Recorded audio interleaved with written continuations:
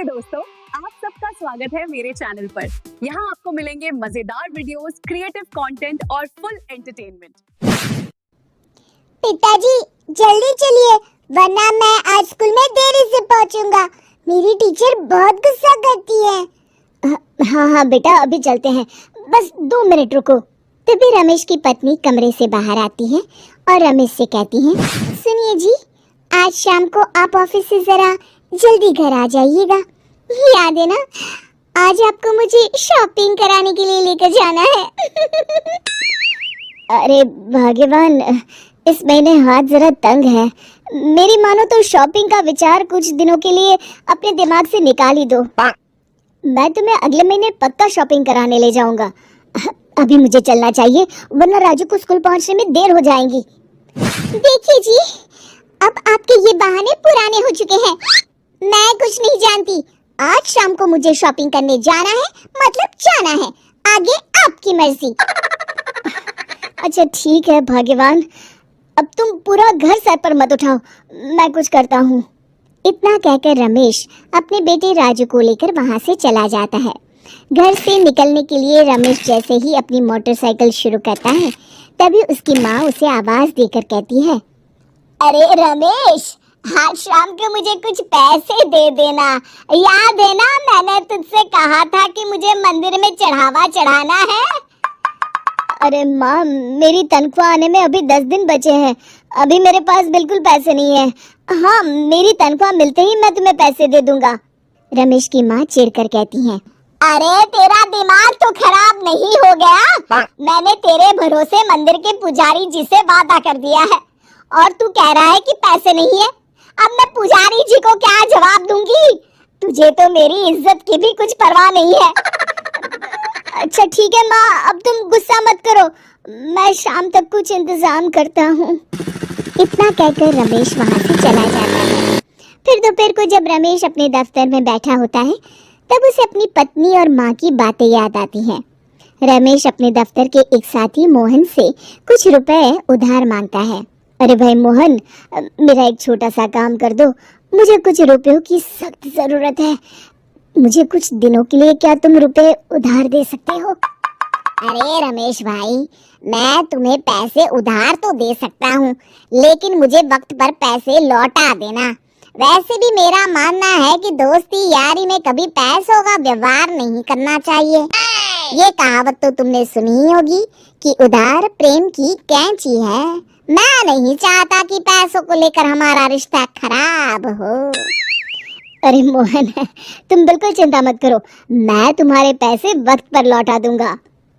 फिर मोहन रमेश को पैसे दे देता है।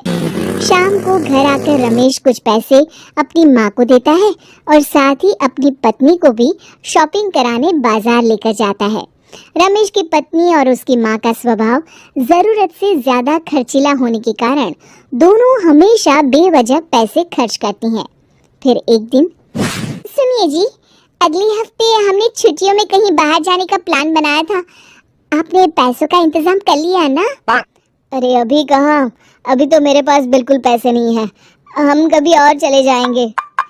देखिए जी, मैंने सभी सहेलियों से कह दिया है कि मैं बाहर घूमने जा रही हूँ। अगर मैं नहीं गई तो सब मुझ पर हंसेंगी। आप कहीं से भी पैसों का इंतजाम कीजिए जी। इतना कहकर रमेश की पत्नी वहाँ से चली जाती है। वहीं दूसरी तरफ रमेश की माँ भी तीर्थ यात्रा जाने की जिद करती है और रमेश से पैसे मांगती है। फिर अगले दिन रमेश एक सेठ से पैसे उधार लेकर अपनी पत्नी और बेटे को घुमाने ले जाता है और अपनी माँ को भी तीर्थ यात्रा पर भेज देता है। लेकिन जैसे ही रमेश अपनी छुट्टियाँ बिताकर वापस आता है, कर्जदार उसका जीना मुश्किल कर देते हैं। इतना ज्यादा कर्ज एक साथ अपने ऊपर देख रमेश काफी परेशान रहने लगता है। फिर एक दिन राजू की स्कूल की फीस वक्त पर न भर पाने के कारण रमेश को स्कूल में बुलाया जाता है। स्कूल के प्रिंसिपल साहब रमेश को सख्त हिदायत देते हैं कि अगर वक्त पर स्कूल की फीस नहीं भरी गई तो उनके बेटे का नाम स्कूल से काट दिया जाएगा। अपने बेटे की स्कूल की फीस भरने के लिए रमेश अपने दोस्त गिरधारी से कुछ पैसे उधार ले लेता है और स्कूल की फीस भर देता है।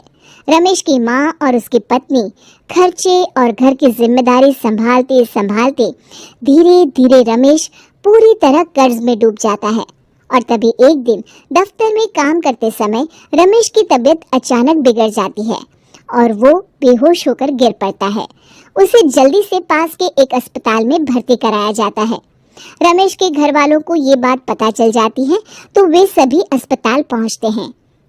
अस्पताल के डॉक्टर साहब उन्हें बताते हैं, देखिए देर रात तक जागने और जरूरत से ज्यादा काम करने की वजह से इन्हें चक्कर आ गया था। बेहतर यही होगा कि इन्हें कुछ दिनों के लिए पूरी तरह आराम करने दिया जाए। रमेश की हालत देखकर उसके बेटे राजू को बहुत गुस्सा आता है और वो अपनी दादी और माँ से कहता है, माँ, दादी, मैं इतना छोटा हूँ फिर भी मैं इतना समझता हूँ कि पिताजी दिन रात दफ्तर में काम करके पैसे कमाते हैं। पिताजी अकेला पूरा घर संभालते हैं और आप दोनों अपने फिजूल के खर्चों के लिए उन पर दबाव डालते रहते हैं। आज पिताजी की हालत के जिम्मेदार तो आप दोनों हैं। राजू की समझदारी भरी बातें सुनकर रमेश की माँ और पत्नी को अपनी गलती का एहसास होता है और दोनों की आंखों में आंसू आ जाते हैं। फिर कुछ दिनों के बाद रमेश की तबीयत एकदम अच्छी हो जाती है और वो पहले की तरह अपने काम पर जाने लगता है। रमेश की माँ और पत्नी अब उसे किसी प्रकार की कोई तकलीफ नहीं देते और ना ही उससे किसी चीज की मांग करते हैं। फिर देखते ही देखते रमेश अपने कर्ज के सारे पैसे चुका देता है। उसकी जिंदगी पहले की तरह अच्छी हो जाती है और वो अपने परिवार के साथ खुशी खुशी रहने लगता है।